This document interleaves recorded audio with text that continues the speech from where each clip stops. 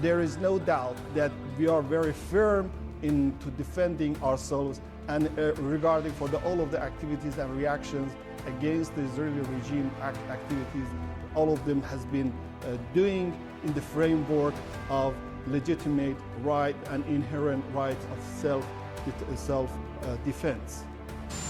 Ahead of the G7 summit in Canada, US President Donald Trump brushed off questions about US intervention. Can you give us a sense of what you're doing to try to de-escalate the situation between Iran and Israel? Well, I hope there's going to be a deal.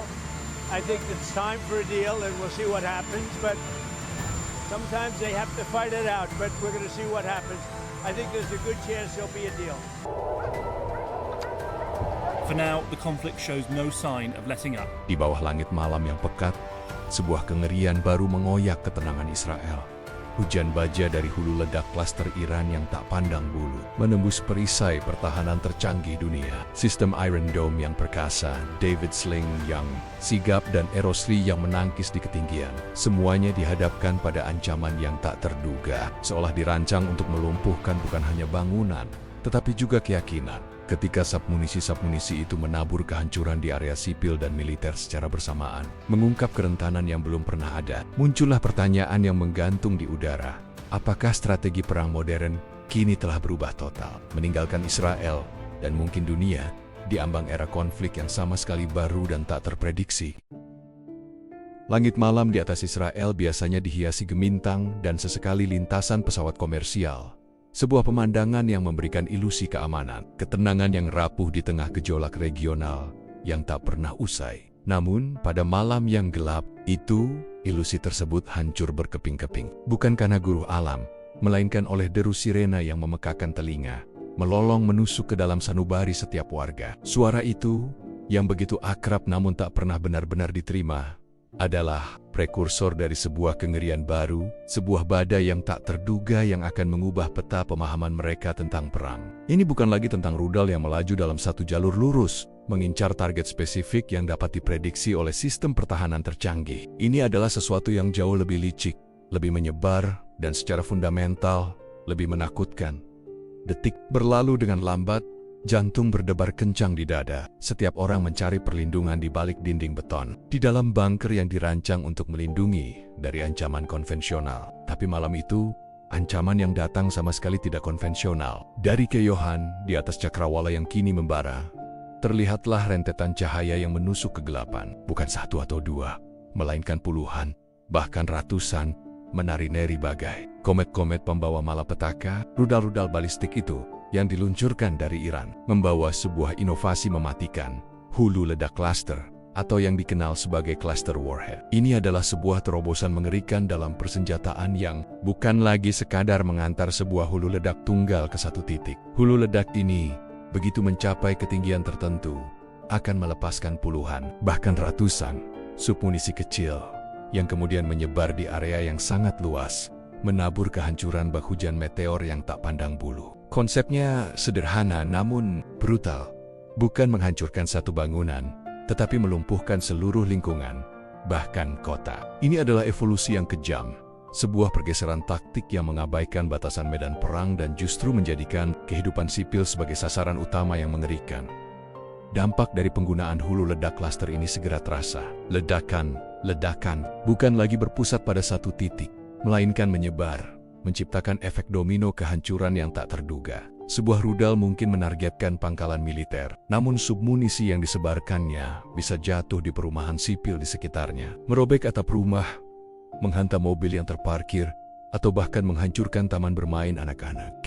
Itu menggandakan diri bukan hanya karena skala kehancuran, tetapi karena sifatnya yang tidak terduga dan acak. Pendekatan ini yang secara terang-terangan menargetkan area sipil dan infrastruktur vital seperti pembangkit listrik, jaringan komunikasi, dan jalan raya utama telah mengubah sepenuhnya dinamika ancaman. Serangan sebelumnya, meskipun destruktif, setidaknya memberikan sedikit ruang untuk prediksi dan mitigasi. Namun, cluster warhead ini bagaikan jaring laba-laba raksasa yang dilemparkan dari langit, menangkap apapun yang ada di jalurnya, tanpa diskriminasi, perasaan kepanikan melanda. Ini lebih dari sekadar serangan rudal biasa. Ini adalah deklarasi baru dalam strategi perang modern. Sebuah pernyataan brutal bahwa batas antara kombatan dan non-kombatan telah semakin kabur, hampir sepenuhnya dihapus. Rumah sakit mulai dipenuhi. Korban dengan luka-luka yang lebih kompleks bukan hanya dari ledakan besar, tetapi dari pikahan-pikahan kecil yang disebarkan secara luas. Petugas penyelamat kewalahan. Mereka tidak hanya harus mencari korban di satu titik,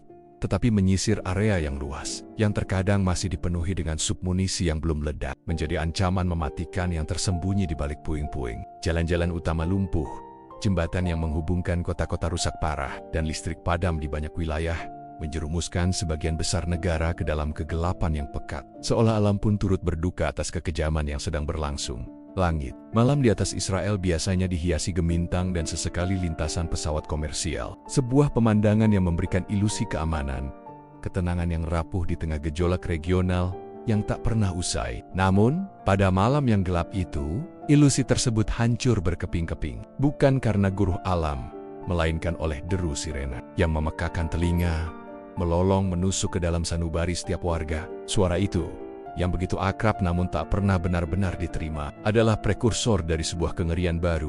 Sebuah badai yang tak terduga yang akan mengubah peta pemahaman mereka tentang perang. Ini bukan lagi tentang rudal yang melaju dalam satu jalur lurus, mengincar target spesifik yang dapat diprediksi oleh sistem pertahanan tercanggih. Ini adalah sesuatu yang jauh lebih licik, lebih menyebar dan secara fundamental, lebih menakutkan.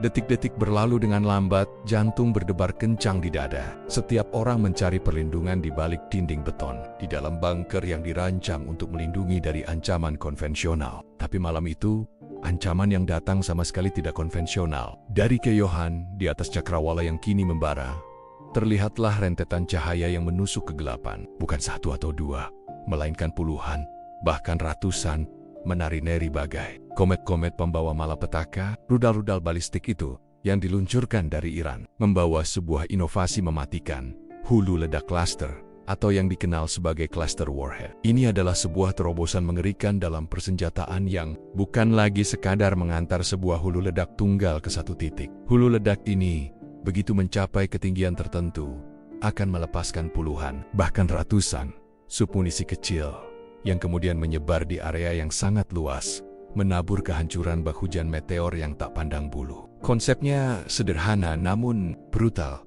Bukan menghancurkan satu bangunan, tetapi melumpuhkan seluruh lingkungan, bahkan kota. Ini adalah evolusi yang kejam, sebuah pergeseran taktik yang mengabaikan batasan medan perang dan justru menjadikan kehidupan sipil sebagai sasaran utama yang mengerikan.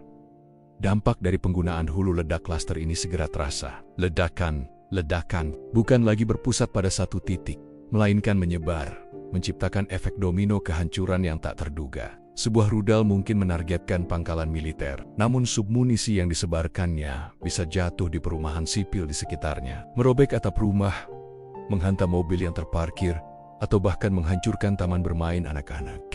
Itu menggandakan diri bukan hanya karena skala kehancuran, tetapi karena sifatnya yang tidak terduga dan acak. Pendekatan ini, yang secara terang-terangan menargetkan area sipil dan infrastruktur vital seperti pembangkit listrik, jaringan komunikasi, dan jalan raya utama, telah mengubah sepenuhnya dinamika ancaman. Serangan sebelumnya, meskipun destruktif, setidaknya memberikan sedikit ruang untuk prediksi dan mitigasi. Namun, cluster warhead ini bagaikan jaring laba-laba raksasa yang dilemparkan dari langit, menangkap apapun yang ada di jalurnya, tanpa diskriminasi. Perasaan kepanikan melanda. Ini lebih dari sekadar serangan rudal biasa. Ini adalah deklarasi baru dalam strategi perang modern. Sebuah pernyataan brutal bahwa batas antara kombatan dan non-kombatan telah semakin kabur, hampir sepenuhnya dihapus. Rumah sakit mulai dipenuhi. Korban dengan luka-luka yang lebih kompleks bukan hanya dari ledakan besar, tetapi dari pikahan-pikahan kecil yang disebarkan secara luas. Petugas penyelamat kewalahan.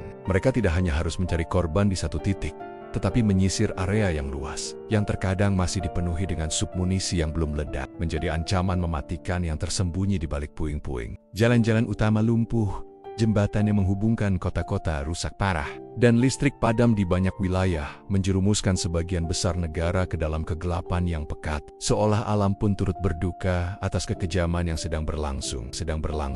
Di ruang kontrol yang biasanya dipenuhi ketenangan yang tegang, kini berkecamuk kepanikan yang tersembunyi. Layar-layar yang biasanya menampilkan lintasan merah terang dari misil pencegat yang berhasil menghantam target, kini dipenuhi titik-titik hijau kecil yang tak terhitung jumlahnya submunisi yang lolos, terus melaju menuju daratan. Para operator yang telah berlatih bertahan-tahan untuk setiap skenario, tiba-tiba dihadapkan pada situasi yang tidak pernah mereka bayangkan dalam simulasi terlebih canggih sekalipun. Mereka bisa mencegat rudal balistik utama, itu benar. Tapi, begitu hulu ledak klaster melepaskan muatannya, tugas mereka menjadi hampir mustahil. Rudal Erosri yang bekerja di ketinggian lebih jauh mungkin berhasil menghancurkan beberapa rudal sebelum pecah, namun tidak semua. Beberapa rudal lolos memasuki wilayah jelajah David Sling dan Iron Dome, lalu melepaskan submunisinya. Pada titik itu sistem-sistem di bawahnya kewalahan oleh volume dan sifat ancaman yang sporadis. Keputusan harus diambil dalam sepersekian detik yang mana yang harus diprioritaskan. Target militer, pusat populasi, sebuah keputusan yang mengerikan di tengah kekacauan. Inilah momen krusial, di mana kerentanan yang tak pernah terbayangkan terungkap di hadapan mata seluruh dunia. Perisai yang selama ini dianggap tak tertembus, kini memperlihatkan retakan besar. Bukan karena kegagalan teknologi, melainkan karena perubahan mendasar dalam taktik musuh yang tidak diantisipasi. Ketergantungan pada solusi teknologi tinggi, pada sistem yang begitu presisi dan terprogram untuk ancaman yang terdefinisi dengan baik, menjadi bumerang. Israel, dengan segala kecanggihannya, dihadapkan pada kenyataan pahit. Pertahanan berlapis mereka, seefektif apapun itu terhadap ancaman tradisional, tidak cukup adaptif untuk menghadapi inovasi brutal dari hulu ledak klaster. Kejutan itu bukan hanya pada warga sipil yang bersembunyi, tetapi juga pada para arsitek pertahanan itu sendiri. Mereka telah membangun sistem yang luar biasa, namun musuh telah menemukan celah, sebuah cara untuk membanjiri pertahanan mereka dengan ancaman yang terlalu banyak, terlalu kecil, dan terlalu tersebar untuk ditangani secara efektif oleh sistem yang ada. Gelombang pertama serangan berlalu, meninggalkan jejak kehancuran yang menyebar dan keheningan yang mencekam. Diselingi suara sirine ambulans dan pemadam kebakaran yang tak henti-hentinya. Analisis cepat dilakukan, dan hasilnya mengejutkan. Puluhan, bahkan ratusan, submunisi telah lolos, mendarat di berbagai lokasi. Ini adalah pukulan telak bagi narasi pertahanan Israel. Sebuah pengingat brutal bahwa inovasi dalam peperangan tidak mengenal batas, dan bahwa keberhasilan di masa lalu tidak menjamin keamanan di masa depan. Malam itu, bukan hanya bangunan yang hancur atau nyawa yang hilang, tetapi juga mitos tentang perisai tak tertembus Israel. Realitas baru telah terungkap. Untuk setiap pertahanan yang dibangun, akan selalu ada musuh yang mencari cara baru untuk menembusnya.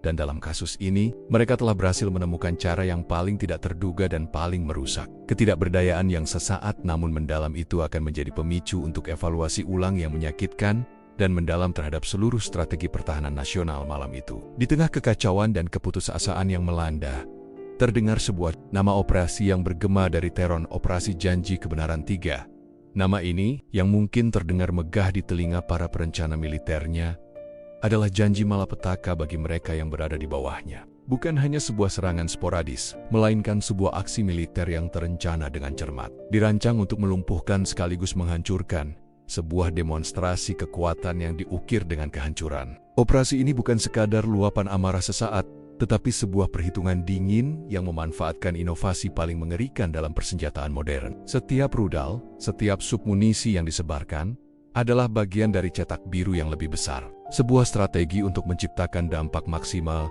dengan presisi yang menyebalkan. Ini adalah simfoni horor yang dimainkan di atas langit, dengan Israel sebagai panggungnya yang tak berdaya. Skala serangan ini sungguh mencengangkan, melampaui apapun yang pernah disaksikan sebelumnya. Lebih dari 150 rudal balistik dilepaskan, bukan dalam satu rentetan acak, melainkan dalam dua gelombang terkoordinasi yang mematikan. Gelombang pertama datang laksana pukulan pendahuluan, sebuah pembuka yang dirancang untuk membingungkan dan membanjiri sistem pertahanan Israel, menguji batas-batas ketahanan mereka. Rudal-rudal ini melesat dalam kecepatan hipersonik dengan membawa beban hulu ledak klaster yang siap melepaskan muatan mematikannya. Ketika gelombang pertama menghantam, kekacauan dan kebingungan langsung merajalela. Sirene meraung tanpa henti, dan jutaan orang bergegas mencari perlindungan, berharap tembok dan langit-langgut dapat menawarkan perlindungan dari badai baja yang menghujani. Namun, di tengah kekacauan itulah, Iran melancarkan gelombang kedua. Ini adalah pukulan telak yang sesungguhnya, dirancang untuk mengeksploitasi kerentanan yang terungkap dan menghancurkan target-target yang tersisa dengan presisi yang brutal. Memastikan bahwa tidak ada ruang untuk bernapas atau pulih di antara dua rentetan serangan yang intens.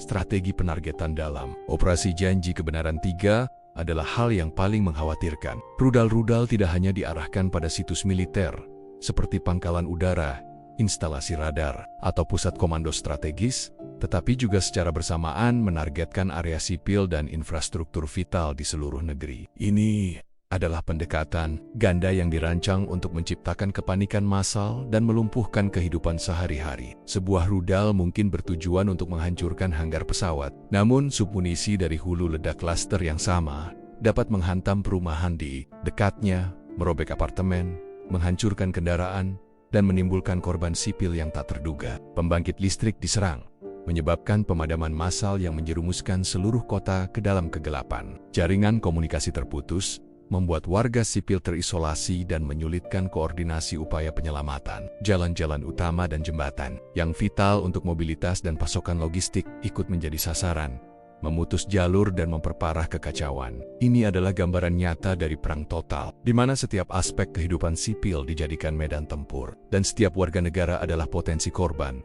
Dampak serangan ini menyebar luas, dari utara hingga selatan, dari kota-kota pesisir yang ramai hingga permukiman di pegunungan. Tel Aviv, sebagai pusat ekonomi dan budaya, merasakan getarannya yang mengerikan. Bangunan-bangunan modern yang menjulang tinggi, yang dulunya melambangkan kemajuan dan kemakmuran, kini terlihat merana. Beberapa dengan lubang menganga di dindingnya, yang lain dengan pecahan kaca berserakan di jalanan. Di Yerusalem, kota suci yang kaya akan sejarah dan keagamaan, suasana panik menguasai saat sirena membelah udara. Dan warga, baik Yahudi, Kristen maupun Muslim, sama-sama mencari perlindungan dari ancaman yang tak memandang keyakinan. Kota-kota kecil di perbatasan, yang sering menjadi target serangan roket, kini menghadapi kehancuran yang jauh lebih masif dan tersebar. Rumah sakit di seluruh negeri kebanjiran pasien, bukan hanya dengan luka-luka ledakan konvensional, tetapi juga luka-luka aneh yang disebabkan oleh pecahan-pecahan kecil dari submunisi yang disebarkan. Trauma psikologis mulai merasuki jiwa, meninggalkan bekas luka yang jauh lebih dalam daripada kerusakan fisik di balik setiap ledakan. Ada kisah-kisah pribadi yang memilukan. Seorang ibu yang menarik anaknya ke dalam kamar mandi, berharap keramik dingin dapat memberikan perlindungan. Seorang ayah yang bersembunyi di tangga darurat, mendengarkan dentuman-dentuman di atas kepalanya dan mendoakan keselamatan keluarganya. Seorang lansia yang sendirian di apartemennya, terlalu lemah untuk mencapai bunker terdekat, hanya bisa pasrah mendengarkan suara kehancuran di sekelilingnya. Ini bukan lagi tentang target militer yang terisolasi, ini adalah tentang kehidupan yang hancur, komunitas yang terkoyak, dan rasa aman yang tercabut dari akarnya. Keheningan pasca serangan yang sesekali dipecah oleh suara ambulans dan mobil pemadam kebakaran lebih menakutkan daripada deru rudal itu sendiri. Ini adalah keheningan yang penuh dengan puing-puing, debu, dan pertanyaan-pertanyaan yang tak terjawab tentang masa depan. Operasi Janji Kebenaran 3 telah berhasil melakukan apa yang tak terbayangkan. Tidak hanya menembus pertahanan terkuat, tetapi juga menanamkan ketakutan yang mendalam di hati bangsa. Mengubah cara mereka memandang keamanan dan perang untuk selamanya. Perang untuk selamanya. Ketika fajar menyingsing setelah malam panjang yang mengerikan, Israel terbangun dalam sebuah realitas yang sama sekali baru. Matahari pagi menyinari puing-puing, menyoroti luka-luka di sekujur negeri yang semalam menjadi sasaran operasi Janji Kebenaran 3. Aroma asap dan debu masih menyesakkan, bercampur dengan bau ketakutan dan ketidakpastian yang membekas kuat di udara. Bukan hanya rumah dan bangunan yang runtuh, tetapi juga rasa aman, keyakinan akan perisai yang tak tertembus, dan mentalitas bahwa mereka adalah yang terunggul dalam pertahanan. Realitas pahit ini menyengat setiap sendi masyarakat, dari para pemimpin di ruang perang hingga warga biasa yang kini menatap langit dengan tatapan berbeda, penuh curiga dan trauma. Setiap bayangan mendadak, setiap suara keras kini memicu respons yang berlebihan, sebuah cerminan dari kecemasan kolektif yang mendalam. Gedung-gedung perkantoran yang modern, yang dulunya berdengung dengan aktivitas, kini sunyi, jendela-jendela pecah, interiornya porak-poranda. Jalan-jalan yang biasanya ramai dengan lalu lintas kini sepi, terkadang terhalang oleh tumpukan puing, simbol dari kehidupan yang terhenti secara tiba-tiba. Di tengah kehancuran fisik, perdebatan sengit tentang strategi pertahanan nasional segera dimulai. Pertanyaan-pertanyaan tajam diajukan bukan hanya oleh oposisi politik, tetapi juga oleh para pakar militer, analis keamanan, dan bahkan warga sipil yang merasa terhianati oleh janji perlindungan. Apakah mereka terlalu mengandalkan teknologi tinggi? Apakah fokus berlebihan pada sistem pencegat canggih membuat mereka buta terhadap evolusi taktik musuh yang lebih primitif, namun mematikan? Sistem Iron Dome, David Sling, dan Aerosri telah terbukti luar biasa dalam menghadapi ancaman konvensional. Namun hulu ledak klaster Iran telah mengekspos titik buta yang fundamental. Analisis Poskaserongen menunjukkan bahwa meskipun banyak rudal utama berhasil dicegat, ribuan submunisi berhasil lolos, menimbulkan kerusakan sporadis namun masif di berbagai lokasi. Ini bukan lagi tentang menghancurkan sebuah rudal. Ini bagaimana menghadapi 100 pecahan mematikan yang berasal dari satu rudal yang sama. Sebuah tantangan yang belum pernah mereka hadapi dengan skala seperti ini. Pertahanan mereka yang dirancang untuk menangkal badai petir, kini dihadapkan pada hujan es yang tak terhitung jumlahnya. Serangan ini telah menandai sebuah paradigma baru dalam peperangan modern, sebuah pergeseran dari presisi ke penyebaran kehancuran. Iran telah menunjukkan bahwa untuk menembus pertahanan paling canggih sekalipun, terkadang yang dibutuhkan bukanlah teknologi yang lebih unggul, melainkan taktik yang lebih adaptif dan kejam. Penggunaan hulu ledak klaster, yang secara inheren tidak membedakan antara target militer dan sipil, adalah manifestasi dari perubahan filosofi perang ini. Ini adalah perang psikologis sekaligus fisik, yang bertujuan untuk menghancurkan moral bangsa sekaligus infrastrukturnya. Batasan-batasan etika peperangan yang mengatur tentang perlindungan warga sipil diinjak-injak dengan sengaja oleh jenis persenjataan ini. Organisasi hak asasi manusia internasional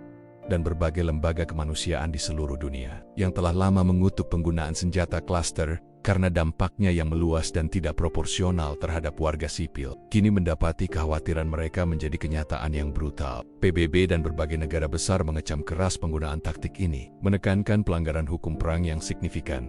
Meskipun kecaman tersebut terasa hampa di hadapan kehancuran yang sudah terjadi, dampak regional dari serangan ini juga tak bisa diabaikan.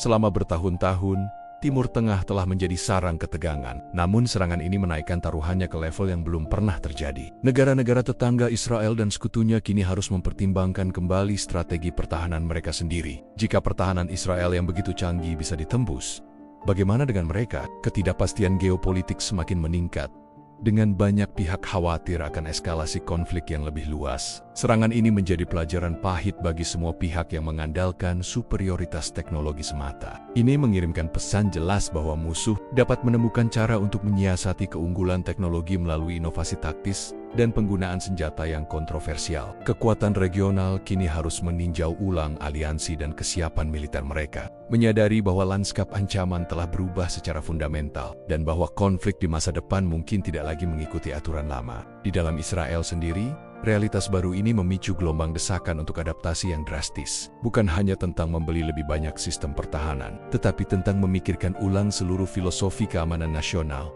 Apakah mereka perlu mengembangkan sistem pertahanan yang lebih baik dalam mendeteksi dan menetralisir ancaman yang tersebar luas? Apakah mereka harus berinvestasi dalam strategi pertahanan sipil yang lebih kuat, seperti lebih banyak bunker atau sistem peringatan dini yang lebih spesifik untuk ancaman hulu ledak klaster, atau yang lebih mendasar? Apakah mereka perlu mempertimbangkan strategi pencegahan yang lebih agresif untuk mencegah serangan semacam itu terjadi sama sekali? Para jenderal, menteri, dan penasihat keamanan berkumpul jam demi jam, berhari-hari, mencoba memahami apa yang salah dan bagaimana cara memperbaikinya. Kekalahan ini, meskipun bukan kekalahan dalam pertempuran terbuka, adalah pukulan yang menghancurkan bagi psikis bangsa. Sebuah pengingat brutal bahwa musuh telah beradaptasi, dan kini giliran mereka untuk melakukannya. Jika mereka ingin memastikan masa depan yang lebih aman bagi generasi mendatang, malam yang gelap itu akan selalu menjadi titik balik. Sebuah pengingat abadi akan rapuhnya klaim superioritas dan pentingnya adaptasi terus-menerus di dunia yang terus berubah. Pasca serangan brutal Operasi Janji Kebenaran 3, badai rudal Iran bukan hanya menghancurkan infrastruktur dan melukai raga, tetapi juga mengguncang pondasi keyakinan Israel akan keunggulan pertahanan mereka. Di dalam Israel, sebuah gelombang kritik yang tak terhindarkan muncul. Bukan lagi bisikan di lorong-lorong kekuasaan, melainkan seruan lantang dari berbagai lapisan masyarakat. Para pensiunan jenderal, analis strategis, akademisi terkemuka, hingga warga sipil biasa yang baru saja melewati malam penuh teror. Semuanya menyuarakan keprihatinan yang sama. negara ini memerlukan strategi pertahanan nasional yang jauh lebih adaptif. Mereka berargumen bahwa ketergantungan yang berlebihan pada solusi teknologi tinggi, meskipun mengesankan di atas kertas, telah menciptakan titik buta yang fatal. Sistem yang sempurna untuk menghadapi ancaman yang dikenali ternyata rapuh di hadapan inovasi taktik musuh yang tidak konvensional dan kejam. Ini bukan lagi tentang jika mereka akan diserang lagi, melainkan bagaimana serangan berikutnya akan datang dan apakah mereka siap untuk itu. Debat yang paling sengit berpusat pada ketergantungan berlebihan pada solusi teknologi tinggi. Selama bertahan-tahan, Iron Dome, David Sling, dan Aerosri telah menjadi kebanggaan nasional, simbol kemampuan, inovasi, dan kekuatan Israel. Namun, serangan hulu ledak klaster telah membuka mata semua orang terhadap kenyataan pahit. Kecanggihan teknologi tidak selalu menjamin keamanan mutlak. Pertanyaannya bukan lagi tentang apakah sistem-sistem itu berfungsi dengan tingkat keberhasilan yang tinggi terhadap target tunggal. Masalahnya adalah ketika musuh mengubah aturan main. Ketika yang datang bukan satu peluru, melainkan ribuan pecahan yang menyebar. Biaya setiap rudal pencegat sangat mahal, dan ketika harus menembak jatuh ratusan sub munisi kecil, modal ekonominya menjadi tidak berkelanjutan. Lebih penting lagi, ada keterbatasan fisik. Sistem radar bisa kewalahan, waktu respons bisa terlampaui, dan jumlah rudal pencegat yang tersedia tidak akan pernah cukup untuk menangkis hujan pecahan yang tak terbatas. Ini adalah pelajaran pahit tentang batas teknologi dalam menghadapi kreativitas destruktif manusia. Maka, muncul panggilan yang mendesak untuk mencari jalan baru. Tidak cukup hanya memperbarui perangkat lunak atau membeli lebih banyak rudal pencegat. Strategi masa depan harus melibatkan pemikiran yang benar-benar di luar kotak. Sebuah pergeseran paradigma dari pertahanan reaktif menjadi pencegahan yang lebih proaktif dan adaptasi taktis yang fleksibel. Ini mungkin berarti mengembangkan sistem pertahanan berlapis yang lebih canggih yang secara khusus dirancang untuk mendeteksi dan menetralisir ancaman submunisi yang tersebar. Atau mungkin ini membutuhkan investasi besar dalam sistem pertahanan sipil, seperti pembangunan lebih banyak tempat perlindungan yang diperkuat, peningkatan sistem peringatan dini yang lebih terperinci untuk ancaman klaster, dan pelatihan warga sipil untuk menghadapi situasi yang jauh lebih kompleks dan tidak terduga. Beberapa ahli bahkan menyarankan pentingnya diversifikasi strategi ofensif, sehingga musuh akan berpikir ulang 1000 kali sebelum melancarkan serangan tak konvensional seperti itu. Ini adalah panggilan untuk inovasi di setiap lini dari teknologi, hingga doktrin militer dan kesiapan sipil. Sebuah pengakuan bahwa mereka tidak bisa lagi bergantung pada formula lama. Peristiwa ini juga memiliki dampak psikologis yang mendalam pada populasi dan kepemimpinan. Rasa aman yang telah dibangun dengan susah payah selama beberapa dekade, kini terkikis oleh ancaman yang tak terlihat dan tak terduga. Anak-anak yang biasanya bermain bebas di taman, kini belajar mengenali suara sirene dengan ketakutan yang baru. Orang dewasa melihat sekeliling mereka dengan kewaspadaan yang meningkat, mempertanyakan keamanan di tempat-tempat yang dulunya terasa paling aman. Di tingkat kepemimpinan, ada keharusan yang berat untuk mengambil keputusan sulit. Mereka menyeimbangkan kebutuhan akan pertahanan yang lebih kuat dengan sumber daya yang terbatas, antara menjaga stabilitas regional dan melindungi warganya dari ancaman yang terus berkembang. Ini adalah periode introspeksi yang menyakitkan, sebuah momen di mana seluruh bangsa harus berhadapan dengan kerentanan mereka dan menemukan kekuatan untuk bangkit kembali. Tidak hanya secara fisik, tetapi juga secara mental dan strategis. Meskipun masa depan tampak dipenuhi dengan ketidakpastian, terutama di tengah ancaman perang tak konvensional yang terus membayangi, ada sebuah resolusi yang kuat dan tak tergoyahkan. Israel, sebagai sebuah negara yang dibangun di atas ketahanan dan inovasi, sekali lagi dihadapkan pada tantangan eksistensial. Namun, sejarah telah menunjukkan bahwa di setiap krisis, mereka menemukan cara untuk beradaptasi, berinovasi, dan menjadi lebih. Panggilan untuk strategi adaptif ini bukan hanya tentang bagaimana melindungi diri dari rudal klaster hari ini, tetapi tentang bagaimana membangun fondasi keamanan yang tahan banting untuk menghadapi ancaman yang tak terbayangkan. Di masa depan, peristiwa Operasi Janji Kebenaran 3 akan selamanya terukir dalam ingatan kolektif. Sebuah pengingat abadi bahwa di era perang modern, satu-satunya konstanta adalah perubahan. Dan dalam menghadapi perubahan itu, tekad untuk terus belajar, berinovasi, dan melindungi setiap nyawa adalah janji yang paling benar. Sebuah harapan untuk masa depan yang lebih aman di tengah ketidakpastian yang membayangi.